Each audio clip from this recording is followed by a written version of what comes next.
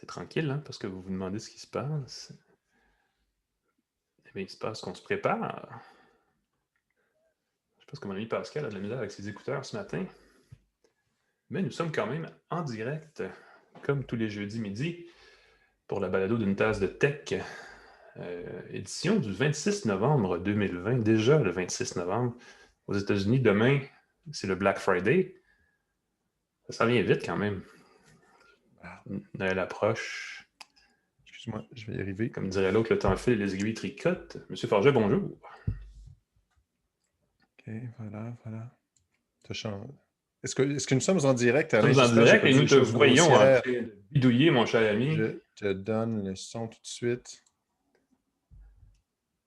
Ça devrait être bien maintenant, je devrais t'entendre. En tout cas, nous, on t'entend. Nous, il n'y a pas de problème. Nous, moi et mes nombreux, Et je ne sais pas là combien de personnes là. nous Je regardent, pense que 3, j'ai dit 4 un gros personnes? mot. Est-ce que ça se peut? Non. Est-ce que j'ai dit un gros mot, Alain? Tout est Je sous pense que oui. contrôle. Moi, j'ai pas entendu. Si tu l'as dit, je ne l'ai pas entendu. Petit moment d'inquiétude, j'ai mes écouteurs qui n'étaient pas branchés dans mon ordinateur. Et puis, il a fallu que je change la source de mon son. Grâce à mes années d'expérience en Zoom, Ça arrive j'ai avec la pu régler technologie. la situation Toi, tu es un spécialiste. incroyablement vite.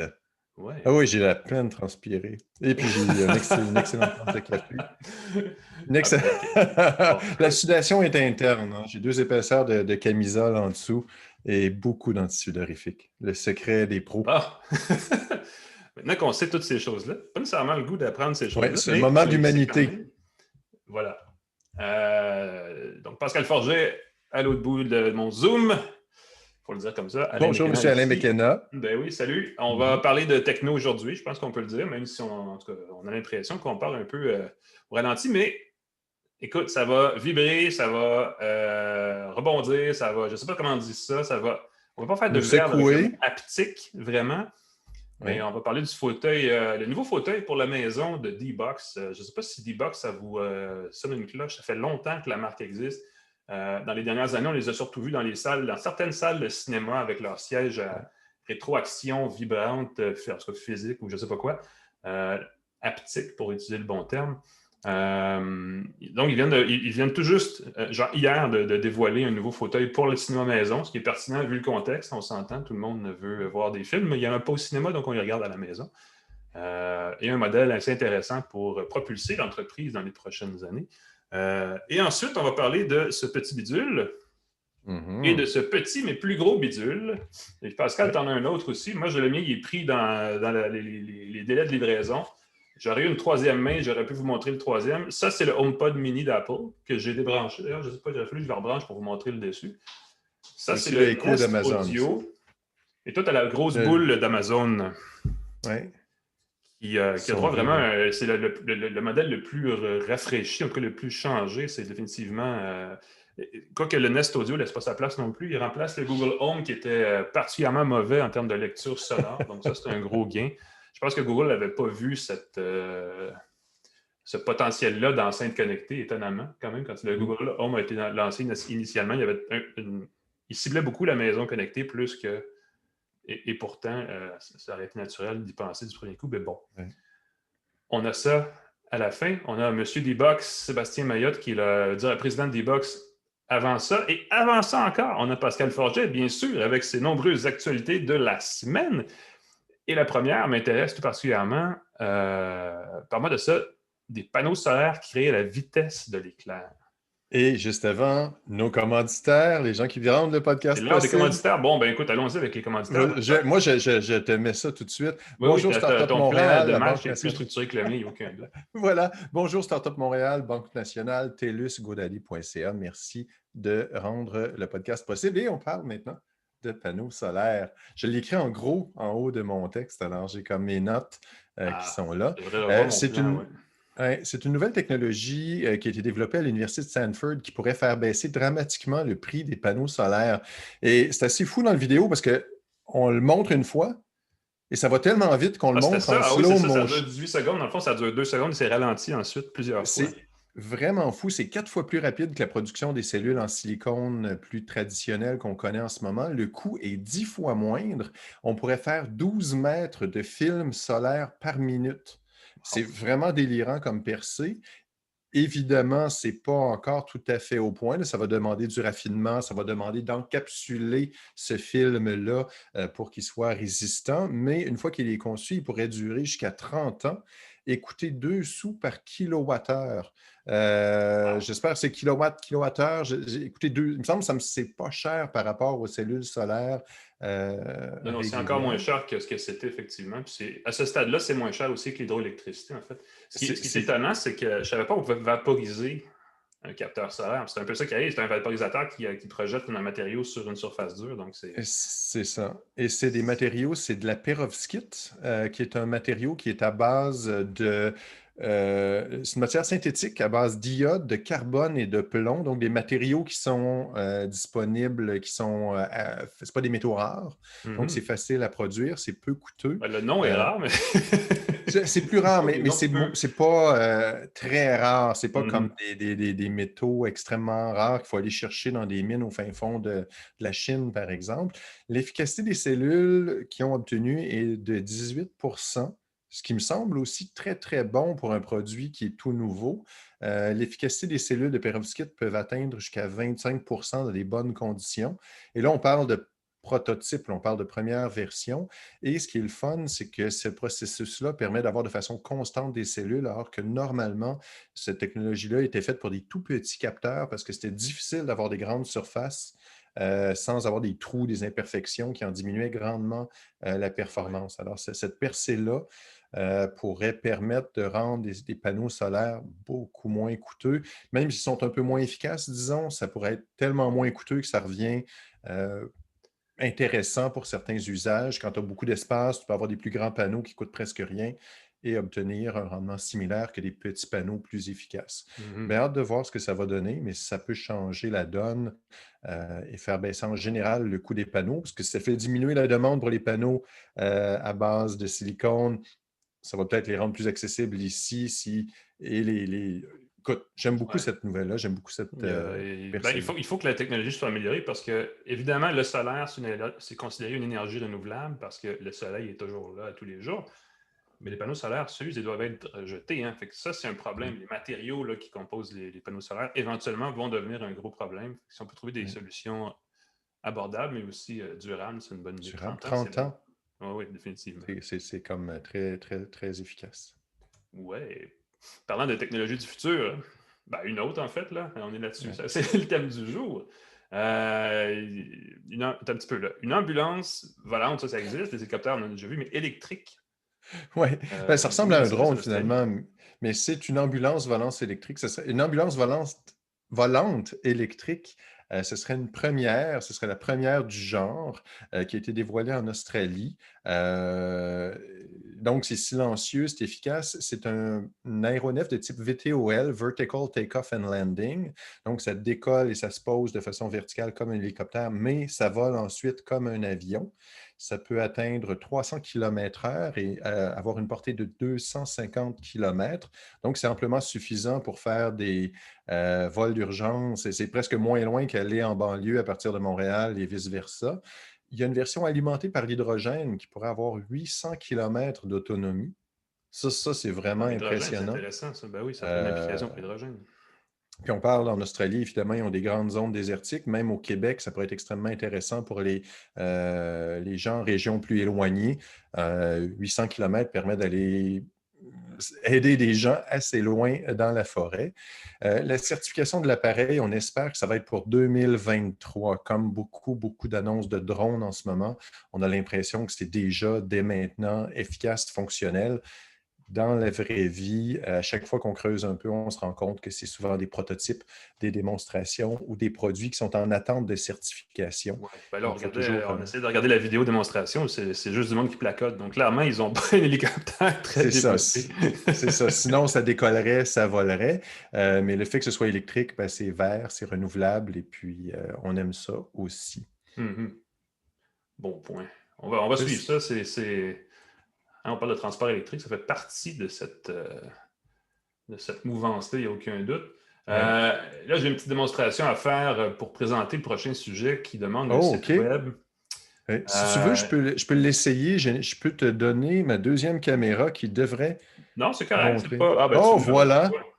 vas-y, je te laisse aller. Voilà. C'est une façon délicate de célébrer l'année avec un feu de foyer qui brûle tes courriels. Donc, tu peux t'envoyer un vœu de bonne année ou de joyeux Noël ou l'envoyer à quelqu'un d'autre en lui proposant un feu. C'est pas un feu de foyer vraiment, mais c'est un feu assez original, merci quand même.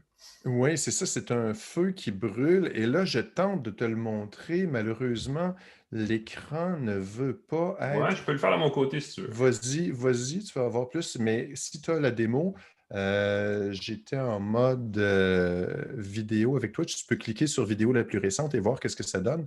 C'est Mhm. qu'en anglais, on utilise l'expression dumpster fire pour décrire 2020, un feu de Ouais. poubelle. On voit encore Euh, ta saisie d'écran. Je ne sais pas si Oh, d'accord. Donc, on peut retourner à mon doux visage si tu le désires. ton élégant Euh, profil, voilà. on parle souvent, c'est ça, d'année dumpster fire, un feu de poubelle.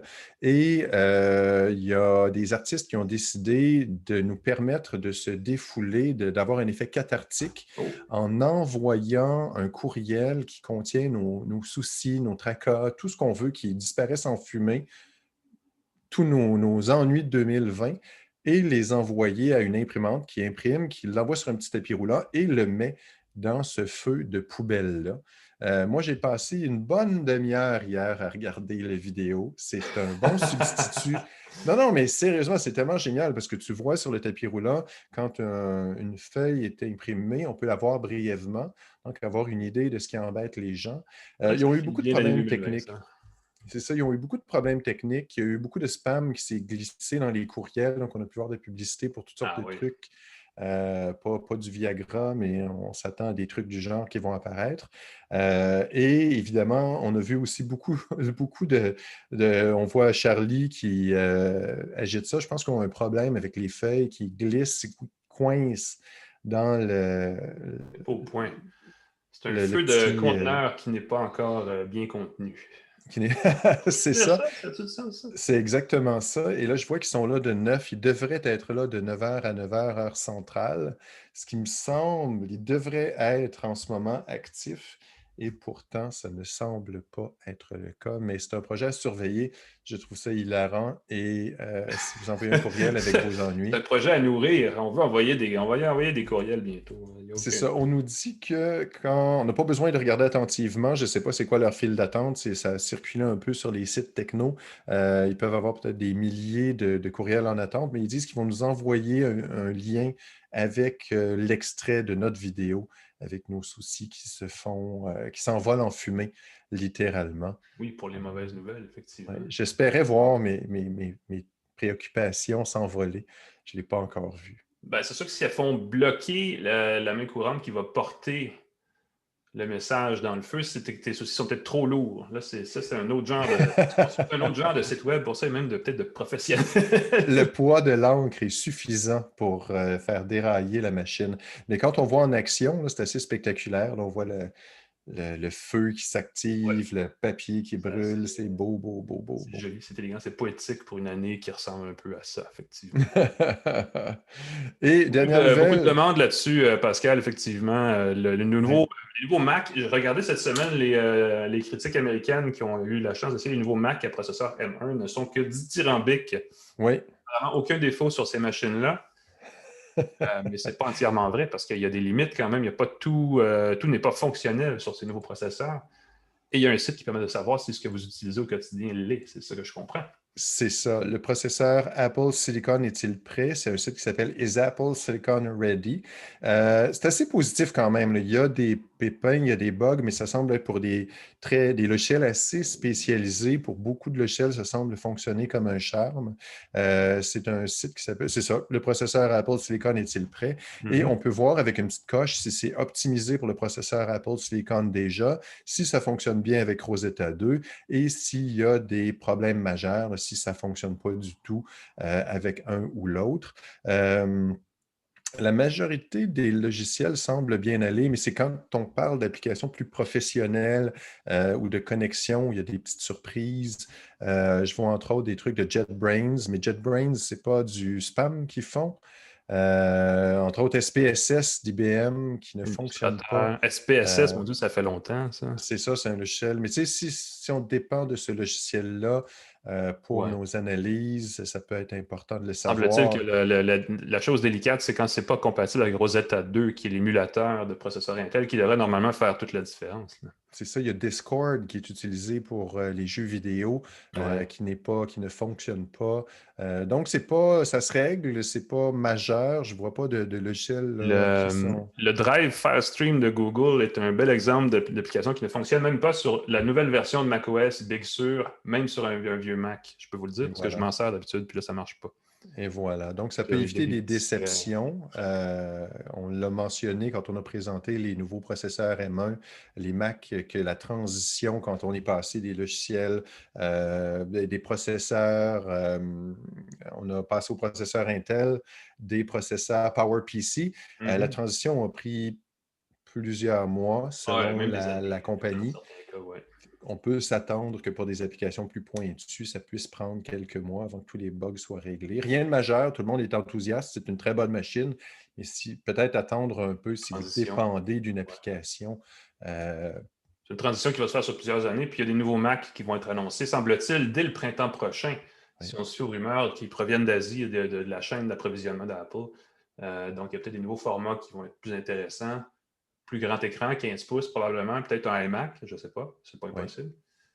Donc, ça va être à suivre. Il n'y a pas de. À moins que ce soit vraiment un cas de catastrophe dans votre bureau à la maison, il n'y a jamais d'urgence de remplacer son matériel. Non, jamais d'urgence. Et puis, si on remplace de façon urgente et que notre logiciel, l'application qu'on a besoin Ne pour son fonctionne pas. travail ne Il n'est pas fonctionne plus pas, avancé. on peut attendre quelques mois. Il va peut-être avoir des soldes, qui sait. Ah, Je pense, peut-être. Ok, je ne sais pas je s'il y a Apple. pense pas, mais au pire, on va avoir droit à la version suivante qui va peut-être avoir plus de ports USB-C, un écran complet, ainsi de suite. Toutes les Une petites nouvelle choses. touch bar améliorée, on ne sait pas. Oui, Tout est possible. et Merci voilà. Pascal pour ces actualités fort enrichissantes. On va passer au segment entrevue. Je te laisse présenter. Apparemment, tu es notre présentateur officiel de segment. Fait que Ben, go. j'essaie, je trouve ça super intéressant. Puis, encore une fois, c'est ce qui permet au podcast de nous faire vivre un petit Tout à peu. fait, tout à fait. Cette semaine, une tasse de tech est présentée par GoDaddy, qui offre un moyen facile de créer un site web personnalisé et professionnel pour votre entreprise, godaddy.ca. Si jamais vous cherchez un site web, vous avez envie de refaire le vôtre, vous demandez de quoi pourrait avoir l'air le site web de notre entreprise, vous avez envie d'expérimenter, d'essayer, de développer un projet, essayez godaddy.ca, vous allez voir, c'est super simple. En quelques minutes, vous allez avoir un site web de A à Z. C'est assez impressionnant ce qu'on peut faire maintenant sans souci. Tiens, je présente tout de suite ceci. Ceci qui, en passant, n'est pas mon salon. C'est un aperçu de ce à quoi pourrait ressembler votre salon si vous mettez la main sur le nouveau fauteuil Lifestyle de D-Box. C'est un fauteuil à rétroaction, je vais dire à rétroaction haptique, mais il doit certainement avoir un terme plus exact. Pour nous en parler, Sébastien Mayotte, qui est le président de D-Box, qui est toujours à Longueuil, si je ne m'abuse. Monsieur Mayotte, bonjour. Bonjour, très Est-ce content qu'on dit rétroaction aujourd'hui. haptique? Moi, c'est ma première question et c'est ça. La rétroaction haptique, c'est l'implication du corps. Donc, c'est le terme qui est utilisé depuis à peu près 1 an pour cette grande catégorie-là. Donc, ce que ça veut dire, c'est effectivement, nous, on est capable, à partir d'un film, d'une série, d'une expérience, de faire vivre au corps le plus possible, comme si on était là de façon réelle. OK. Donc, j'avais raison, c'est effectivement ça. Puis, quand on dit physique, c'est donc la vibration, des sensations de mouvement, différentes choses qui sont intégrées là, dans ce nouveau fauteuil-là. Est-ce qu'il s'appelle bel et bien le Lifestyle? C'est le nom du fauteuil? Oui, c'est le nom de la catégorie. Donc, effectivement, le siège D-Box qu'on a lancé en partenariat avec J-Mark qui fabrique le banc. Nous, on se concentre sur l'expérience haptique. C'est la série Lifestyle qui est la série d'entrée pour les consommateurs. OK. Là, je suis un petit peu curieux parce que je vois des fauteuils là où vous vous trouvez en ce moment. Ça, c'est une salle d'essai où vous êtes chez D-Box? Oui, alors je vais avoir. Oui, on va faire un grand moment de télé. La grande Oh mon télévision. Dieu! Ça, c'est votre salle d'essai, ça. Oui, donc effectivement, le siège rouge dans lequel je suis est un des sièges de la série Lifestyle pour le domicile. Et les autres sièges qui sont ici sont des sièges, bien sûr, on a été dans le cinéma en salle, donc qui est utilisé pour les mêmes expériences haptiques dans des milieux plus commerciaux. Mais c'est très similaire comme approche. Vous avez clairement le siège du président. L'édition rouge est assez particulière. Là. On voulait qu'il ressorte, il va ressortir en rouge. C'est intéressant, ça. Jmar, c'est un designer, je crois, du Québec. Hein? Il est situé quelque part à Laval, si je me rappelle bien. Oui, il est à Terrebonne. Donc, Jmar fait affaire à travers l'ensemble de l'Amérique du Nord. Donc, c'est un partenaire qui est là depuis une cinquantaine d'années, très réputé, la qualité, le design. Bien sûr, on aime ça s'associer aussi avec des compagnies québécoises qui ont une portée internationale. On travaille avec eux depuis longtemps et il était aussi dans leur passage de passer vers une compagnie au niveau de la vente plus numérique.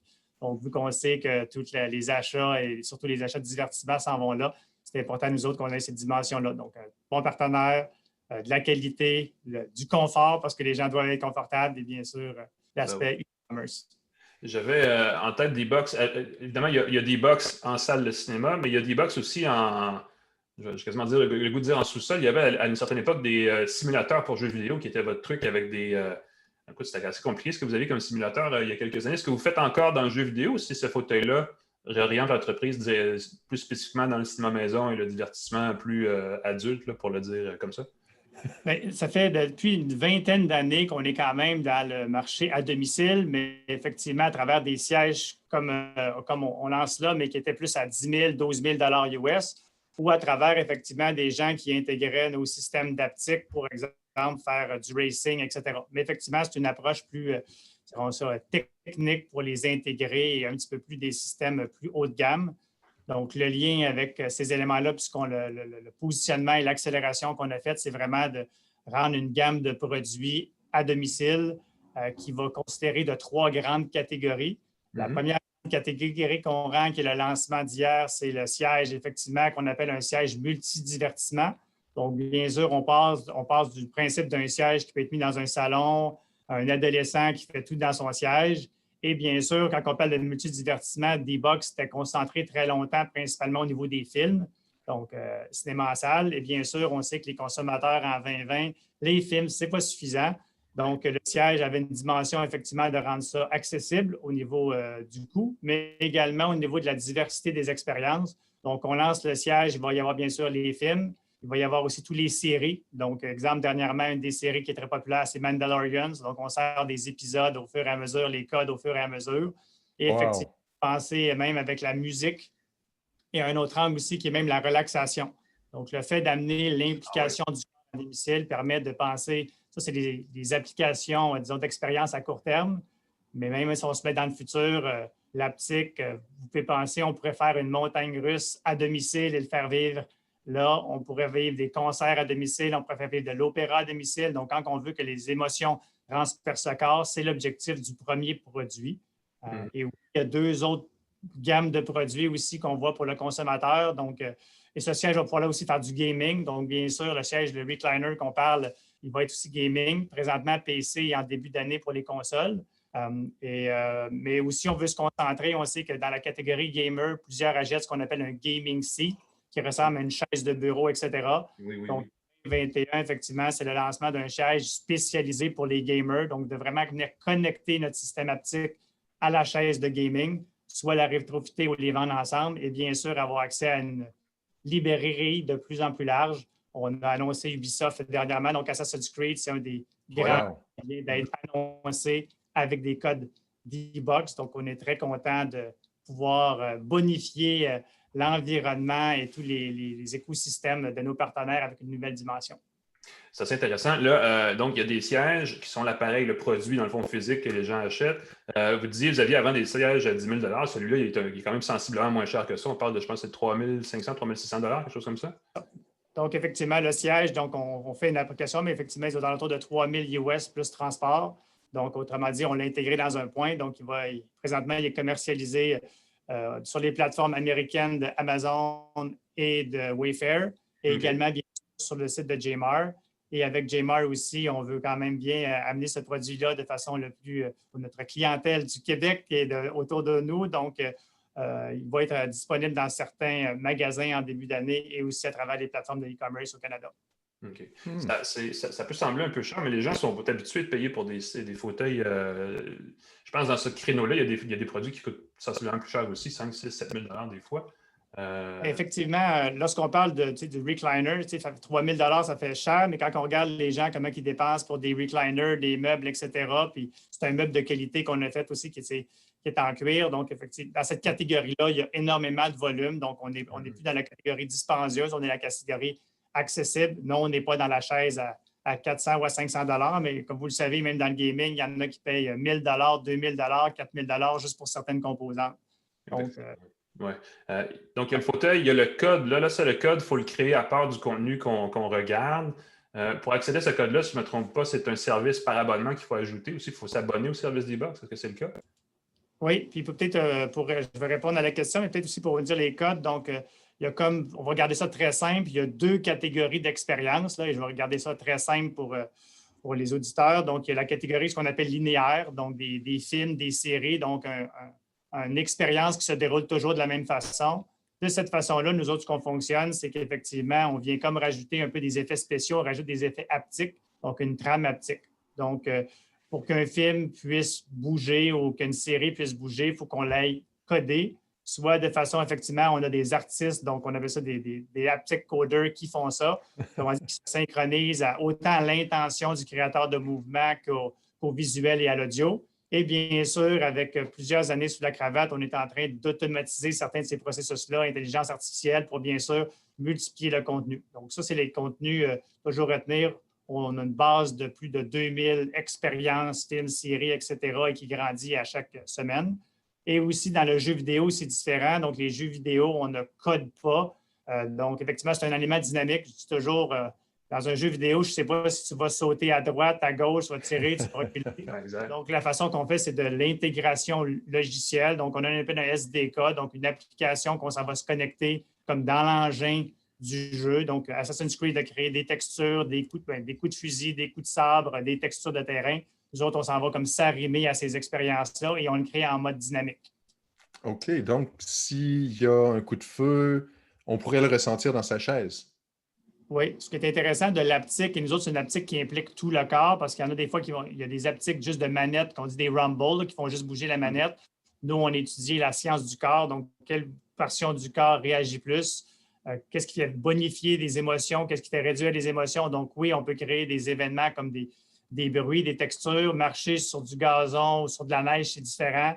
Des sentiments aussi, où est-ce qu'on pourrait créer. Donc, on vraiment mettre une notion d'immersivité complète, autant d'un point de vue de divertissement, donc effectivement de rajouter des dimensions, mais il y a même une notion des fois qu'on peut améliorer la performance. Prenez un exemple, si vous faites du first-person shooter, donc un tir à la première personne, bien, si, exemple, vous auriez quelqu'un qui vous suit dans le dos, bien, puis vous êtes tiré dans le dos, bien, la texture haptique serait dans le dos du banc. Donc, vous sauriez qu'il y aurait quelqu'un à l'extérieur, mettre du cueing qui permet effectivement de se concentrer plus, à vivre l'expérience, donc améliorer la concentration. Ça va devenir un atout stratégique d'avoir un fauteuil D-Box, quand même pas fait. Effectivement. Moi, je connais D-Box depuis quand même assez longtemps, depuis, je vais dire, une quinzaine d'années. L'entreprise a quand même existé depuis longtemps. Il y avait à l'époque, on le disait tantôt, des simulateurs de jeux vidéo. Là, il y a ce fauteuil-là, il y a eu une transition salle de cinéma. Qu'est-ce qui s'en vient pour les prochaines années chez D-Box? Est-ce qu'on se concentre sur ces fauteuils-là? Est-ce qu'il y a encore une certaine diversification qui s'en vient? Donc, effectivement, traditionnellement, D-Box a impliqué ses systèmes haptiques dans les milieux commerciaux. Donc, effectivement, les cinémas en salle, même s'il y a des défis présentement, nous autres, on est très contents parce que les gens vont aller dans un cinéma avant d'aller dans un avion. Beaucoup de pays, j'ai remarqué. Donc, on voit quand même une continuité à vivre l'expérience haptique. On vend des millions de tickets par année dans une quarantaine de pays. Donc, on voit que l'expérience est appréciée. L'haptique aussi dans le commercial, où est-ce qu'elle va continuer, a commencé à s'épandre dans plusieurs segments de marché. À titre d'exemple, la simulation professionnelle. Donc, bien sûr, la formation est un autre endroit où est-ce que d'amener les gens dans une situation réelle fait une amélioration. Je vais prendre un exemple très simple. Un grutier. C'est rien de compliqué, une grue, mais vous pouvez voir si quelqu'un prend une charge et qui fait basculer, ça peut avoir des impacts significatifs. Donc, le milieu de la formation est en train de prendre une explosion aussi pour faire des simulateurs moins chers qu'par exemple un CAE qui vend des simulateurs à 20 millions, donc très portable, très low print, et qui s'amène dans la formation là-dessus. Donc, tout le commercial réussit à avoir une traction supplémentaire, mais oui, l'accent où est-ce qu'on voit dans les prochains éléments, c'est vraiment la notion de l'accès aux consommateurs. Comme on a dit, donc la chaise qu'on parle là, de l'amener là, d'amener dans des gaming seats et également aussi tout le monde du racing, donc des gens qui font du divertissement à domicile et qu'il s'agit de ce qu'on appelle une règle, un châssis de métal, des pédales et des volants. On parle de centaines et de millions de personnes qui font ça et qui investissent et c'est un fit naturel. Donc, il va y avoir des nouveaux produits, mais aussi ce qu'il faut voir, autrement dit, c'est qu'il faut voir des combinaisons de ce qu'on fait aussi en lien avec la science de l'aptique qu'on est. On est capable de driver, exemple, des vestes haptiques.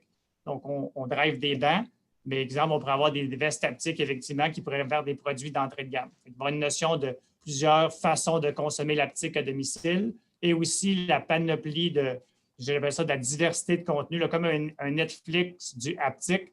Donc, on a parlé de films, séries, mais un autre, les Cameron Action. Pensez qu'on peut prendre une caméra Garmin, vous faites du ski, vous filmez votre ride et vous arrivez à domicile et à cause des textures, des sauts, vous vivez votre ride, dans le fond, complètement comme si vous étiez là.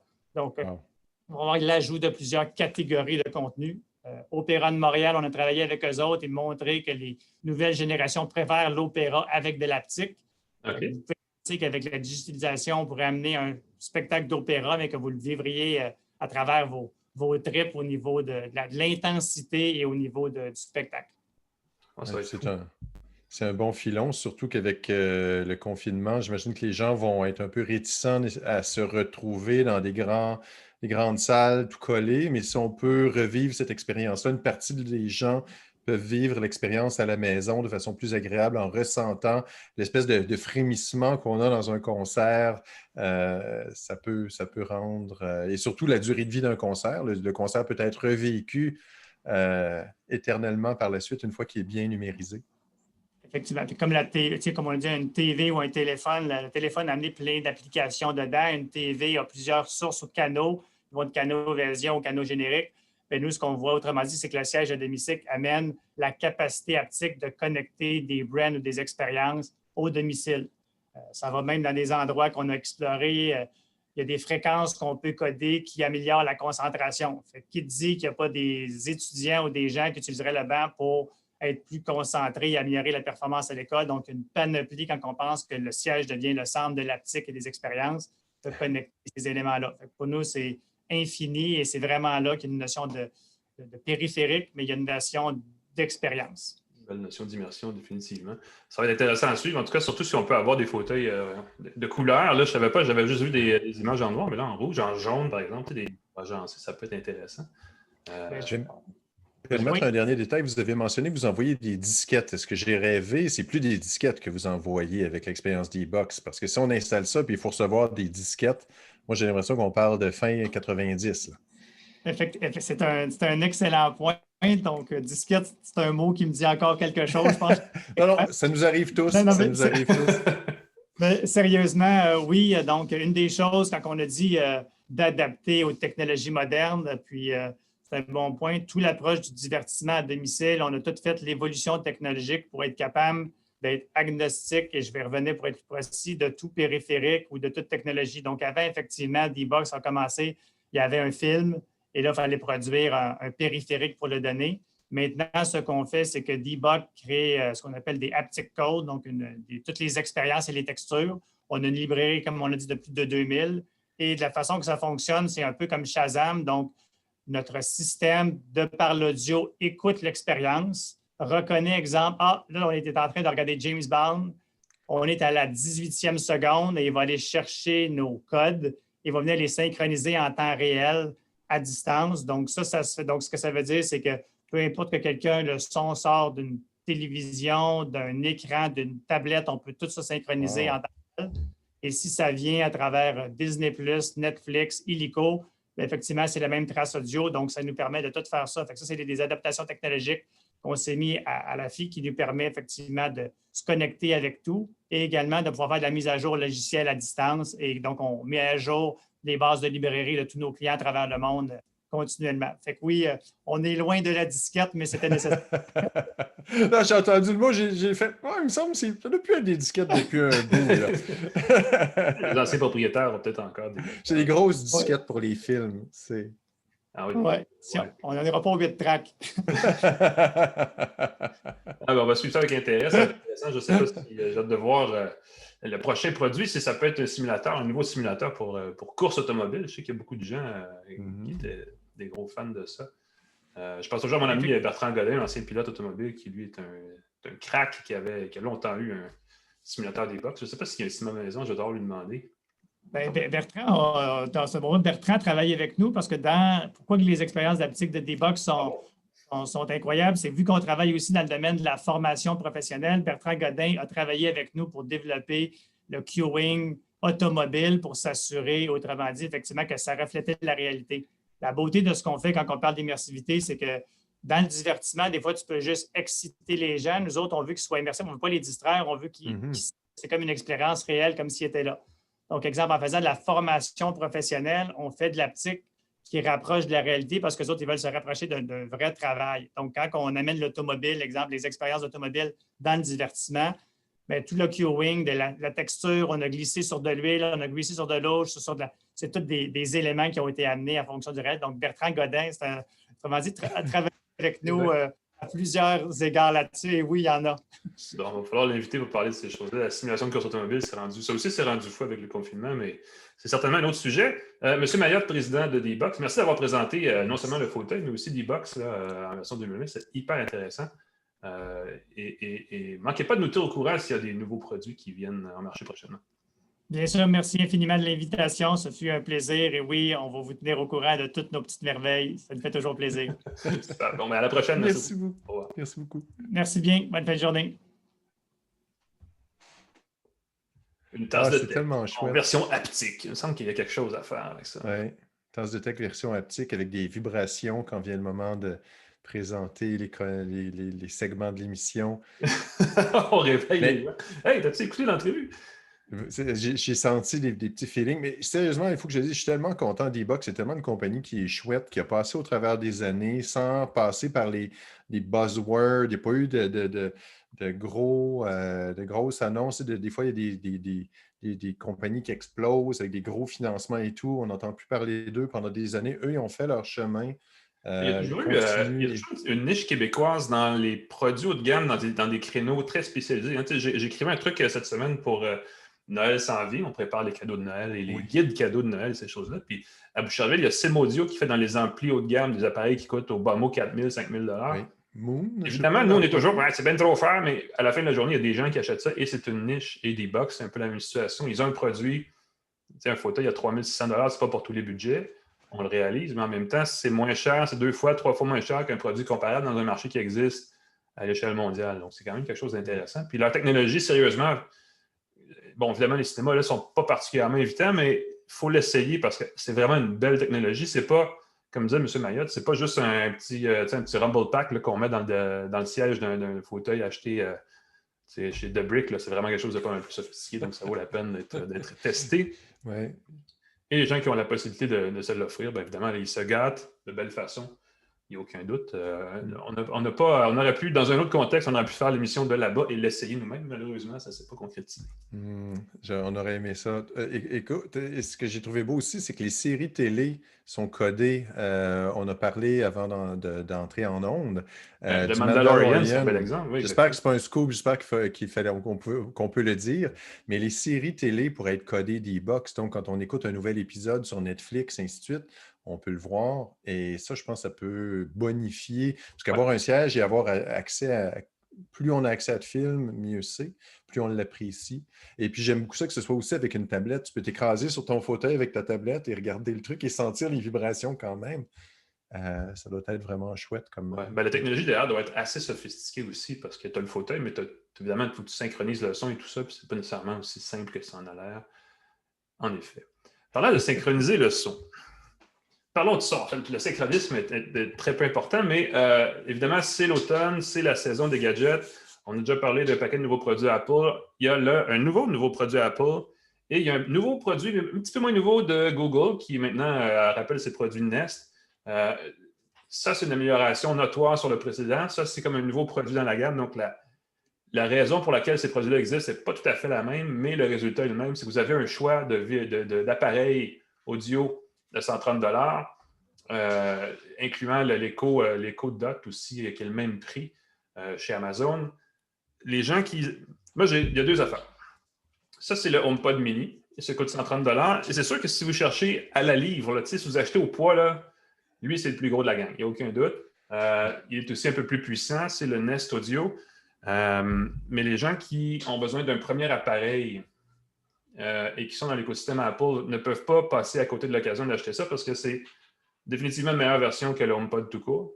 Le son est très bon vu le format. Le prix est raisonnable à 130 $. Et j'ai le feeling que l'année prochaine, les fournisseurs sans fil vont dire achète un iPhone 12 ou un iPhone 11 ou peu importe et reçois gratuitement un HomePod mini parce que ça rentre dans la catégorie de prix où généralement on inclut ce genre de petits accessoires-là à l'achat d'un appareil. Donc, un peu comme le Home Mini que Google vendait, incluait avec ses appareils Pixel il y a quelques années. L'approche est la même. Dans ce cas-ci, le HomePod Mini, c'est une enceinte connectée évidemment à commande vocale Siri, qui est la commande vocale d'Apple. Quand on en a deux, si mettons, vous imaginez que j'en ai un ici et un là, on peut créer des paires stéréo. Ils n'ont pas besoin d'être reliés entre elles. La seule chose qu'on a, c'est ce câble d'alimentation qui est à prise USB-C, qui est quand même assez étonnant parce qu'on se demande en fait, on ne peut pas le détacher ici, qui me semble aurait été une bonne idée. Là. Ça aurait évité des fois quand on l'accroche ou peu importe, ça aurait pu, tu sais. Mais ça, on ne peut pas, mais c'est du USB-C, donc ça se branche dans un adaptateur USB-C, peu importe lequel. Ça peut être un plus ou un moins selon votre situation. Je joue de la musique de façon... Il se connecte évidemment au service d'Apple qui comprend si vous utilisez AirPlay, des services sur vos téléphones. Mais je joue nativement Apple Music, je joue nativement Amazon Music, je joue nativement des radios Internet. Ne joue pas nativement Spotify, qui est un peu cruellement pas fin de la part d'Apple, parce que quand on y pense, c'est l'autre gros service musical. On peut évidemment contourner cette limite-là en utilisant la fonction AirPlay ou à partir d'un appareil mobile qui doit être de marque Apple. Donc, encore là, il y a une certaine limite. Donc, c'est vraiment une enceinte connectée conçue pour l'écosystème d'Apple. Ça, c'est la limite, il n'y a pas de doute. Mais si vous êtes dans cet écosystème-là, le son de cet appareil-là, en paire stéréo, remplit une pièce, il n'y a aucune question, il n'y a aucun problème. Vous n'aurez pas de... Évidemment, ce n'est pas le plus puissant des appareils dans ce créneau-là, mais il fait la job. À un moment donné, il ne faut pas non plus... tu n'as pas besoin d'avoir 3000 watts comme je veux dire, dans une petite pièce de 15 par 15. Il faut quand même trouver ce genre de compromis-là. On peut évidemment, grâce à Siri, commander nos appareils connectés de la maison si vous en avez. Il faut qu'ils soient évidemment compatibles avec HomeKit, ce qui limite par définition le nombre d'accessoires qu'on peut contrôler avec Siri et avec le HomePod. Apple dit qu'ils font ça parce qu'ils veulent faire attention, ils veulent s'assurer que les appareils compatibles et que même HomePod et Siri respectent certaines normes de vie privée, de sécurité, tout ça qu'ils appliquent. C'est pas extrêmement transparent, mais Apple dit qu'il n'y a aucune donnée qui sont échangées avec les serveurs d'Apple ou des serveurs tiers sans le consentement explicite des utilisateurs et que si c'est fait, c'est entièrement anonymisé, c'est-à-dire qu'on détache l'information du compte Apple. Ce que normalement devrait faire tout le monde, mais semble-t-il que ce n'est pas le cas. Ce n'est pas le cas chez certains autres fabricants. Donc, il faut quand même garder un petit peu de circonspection par rapport à ça. Mais Apple fait attention à ça, ce qui peut être un détail important, même si ce n'est pas apparent. Protéger sa vie privée, il me semble que ça m'apparaît comme une priorité. Mais bon, évidemment, Apple étant Apple, leur slogan, c'est « il faut que ça marche sans se casser la tête ». Donc, il n'y a pas beaucoup de réglages au niveau de la qualité, au niveau du son. C'est très limité, mais ça se fait tout seul, ça se fait automatiquement. L'appareil analyse plusieurs fois par seconde là où il se situe, est-ce que je suis près d'un mur, est-ce que tu sais, par où s'en va le son, et ça ajuste en conséquence. C'est à peu près impossible d'avoir un mauvais son, d'avoir quelque chose qui est de la distorsion ou quoi que ce soit. Donc, ça, c'est un plus. Mais en revanche, si on aime ça avec un petit peu plus de basse, un peu moins de basse, ça, c'est plus difficile à paramétrer. Donc, ça peut être une limite, définitivement. Et, bon, évidemment, à 130 $, c'est un appareil qui se compare en termes de format, il se comparait plus aux versions réduites, donc le Home Mini, qui est plus petit que ça, et le Echo Dot chez Amazon, qui est aussi plus petit, et qui sont tous les deux à peu près moitié moins chers. Donc, il y a vraiment une question de prix là aussi, qui est un embêtement, parce que celui-là, ça, c'est le Nest Audio, il est 130 $ aussi, et vous le voyez, il est beaucoup plus gros. Donc, c'est un peu une limite. Mais à la fin de la journée, je veux dire, la qualité sonore est quand même au rendez-vous, donc c'est moins un embêtement une fois que c'est payé de justifier cet achat-là. Du côté de Google, ça, c'est la nouveauté sonore. Ça remplace le Google Home. Je pense qu'une fois qu'on a ça en main, on oublie aussi le Home Mini qui n'était pas... Google a comme oublié que ces appareils-là servaient à jouer de la musique nativement, sans les jumeler avec d'autres choses. Je pense que Google a été surpris de voir que autant de gens utilisaient le Google Mini comme haut-parleur connecté. Je suis allé chez une amie, elle avait 5 haut-parleurs mini chez elle, puis ça jouait partout chez elle. Ça faisait une très, très belle ambiance. Et c'est 50 $ chacun, donc on n'y pense pas, on en achète un autre. Mais avec celui-là, on arrive à un niveau... Là, on a quelque chose qui fait du son. Comparé au Google Home, c'est 65, je pense que c'est 50% plus puissant, 75% plus performant, je ne sais pas exactement. La particularité ou son avantage, c'est que c'est un haut-parleur à 2 voix. Tu as un haut-parleur de grave de 7,5 cm, 75 mm, et tu as un tweeter, un bon vieux haut-parleur d'aigu de 19 mm. Ce qui fait qu'on a une belle variation dans le son, qui est plus nuancé, évidemment, et qui est de des années-lumière devant le Google Home, ça, il n'y a pas de doute, qui est correct comparé à d'autres appareils. Ça se paramètre dans l'application Google Home sur un appareil mobile. Et on peut régler, dans ce cas-ci, le niveau des graves, le niveau des aigus, tout ça. On peut paramétrer les volumes, on peut jumeler multipièces, on peut jumeler, faire une paire stéréo dans ce cas-ci aussi. Donc, on peut avoir 2 appareils comme ça. Et d'ailleurs, je pense que c'est pour ça que le design est comme ça, c'est que c'est fait pour être vu dans ce cas-ci. L'autre Google Home était un petit peu laid, on ne va pas se le cacher. Lui, il est offert en une espèce de tissu comme ça qui est offert en 3 ou 4 couleurs. Je ne sais plus exactement, mais il y a comme un choix, là. Il y a un vert, il y a un rose, il me semble qu'il y a un noir aussi. Et il y a ce joli bleu à quoi? C'est à quoi? J'ai des doutes.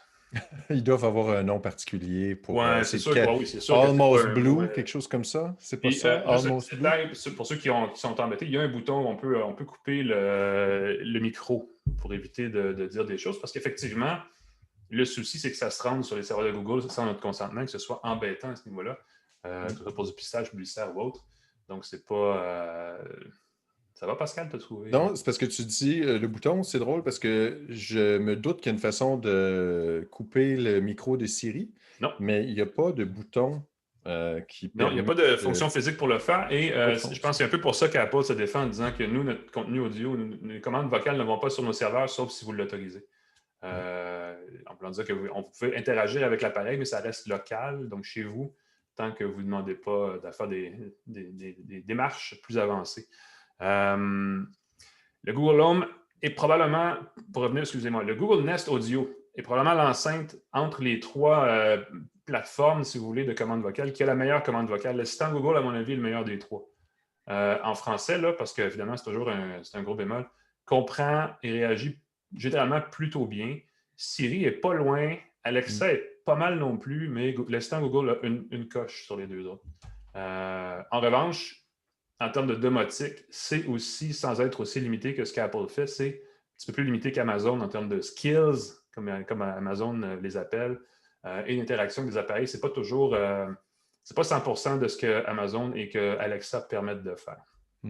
C'est pas une grosse affaire parce que je pense pas qu'il y ait beaucoup de monde qui ont comme une maison connectée mur à mur avec 36 gadgets et que ça fait une grosse différence. Dans la plupart des cas, on est peut-être même au stade de commencer à s'équiper de ces affaires-là. Mais c'est une bonne plateforme pour la commande vocale, cela dit. On peut faire des appels. Dans tous les cas, là, on peut se faire des appels entre enceintes connectées, tout ça, mais ce sont des écosystèmes fermés. Et ça pour moi, c'est le plus gros irritant, honnêtement, si on pouvait avoir une certaine interopérabilité entre les plateformes. Tu sais, jumeler un appareil Google avec un appareil Apple ou un Alexa, je pense que tout le monde serait gagnant. Évidemment, les consommateurs, on serait gagnants, mais les fabricants aussi verraient tout d'un coup que les gens en rachèteraient plus. Ou en tout cas, rachèterait, trouverait un jumelage qui a plus de sens. C'est ma théorie.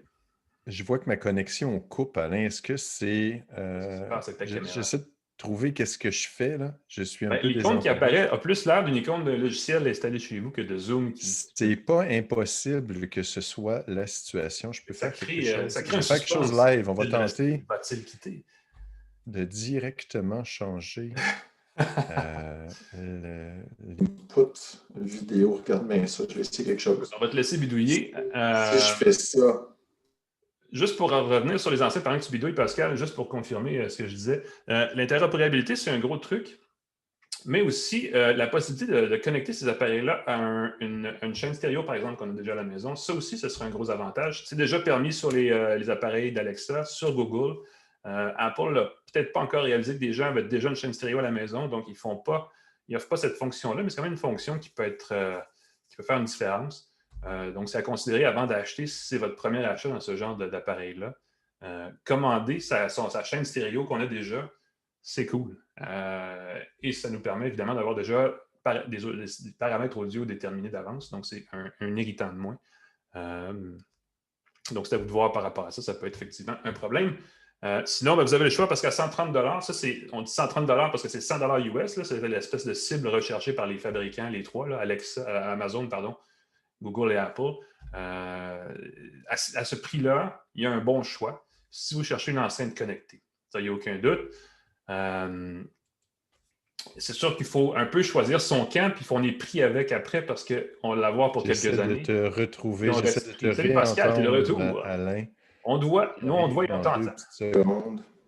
Écoute, je peux te dire que tu es là, je te vois. Bref, entre-temps, c'est ça. Pour finir sur les enceintes connectées, c'est vraiment une question de choix. Il faut vraiment peut-être prendre le temps de choisir parce qu'on ne sait pas dans 2-3 ans qui va ressortir une meilleure enceinte. Il faut faire un choix. Ça peut être basé sur le fait que si vous avez un iPhone, un iPad, un HomePod peut bien aller avec. Si vous avez Spotify, ben là, il faut avoir soit une enceinte Google ou Alexa. Et si vous utilisez d'autres services, ben, c'est de vérifier en conséquence si vous avez beaucoup d'appareils connectés à la maison ou moins. C'est à voir. Cela dit, pour revenir sur l'HomePod mini, il existe des accessoires qui couvrent le spectre de ce que tous les autres accessoires permettent, mais il y en a juste une moins grande variété. Il y a des ampoules, il y a des thermostats, il y a plein d'affaires. Il n'y en a juste pas autant. Alors voilà. Ça fait le tour du segment gadget de la semaine. Pascal, est-ce que tu nous vois, tu nous entends? Nous, on te Je suis de retour, Alain. Je suis de retour. J'espère que tu m'entends. Ben oui, Pascal, sur la passerelle, bien sûr, qui analysait le match pour nous pendant qu'on commente en direct. Écoute. C'est ça, ben excuse-moi, tu as peut-être manqué la fin. J'expliquais qu'en gros, c'est un engagement à long terme, un appareil comme ça, même si ça a l'air banal. Parce qu'une fois qu'on en a un, on en veut peut-être un autre, puis pour jumeler les pièces et faire du multipièce, tout ça. Il faudrait essayer l'application montréalaise AmpMe, voir si elle fonctionne avec ces enseignes. Je ne suis pas entièrement certain parce que ça marchait juste par Bluetooth la dernière fois que j'ai regardé.